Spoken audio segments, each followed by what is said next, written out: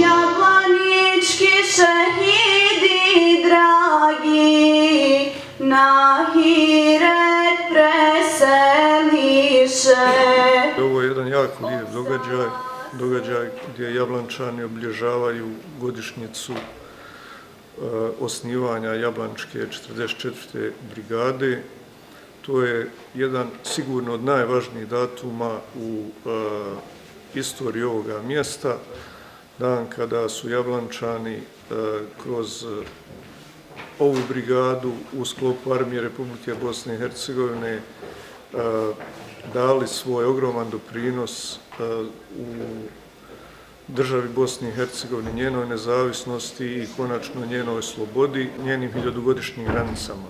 Mislim da na ovaj datum i na sve te bitke, na sve ono što je ova brigada dala svoj doprinos kako u Jablanci, tako i izvan Jablance, širom Bosne i Hercegovine, ratujući na mnogim ratištima, svi Jablančani trebaju biti i jesu sigurno ponosni na njenu čast, njeno dostojanstvo, njeno viteštvo i na ono što je kroz cijelo vrijeme ova brigada polučila, a to je jedan istinski odnos naspram države Bosne i Hercegovine, naspram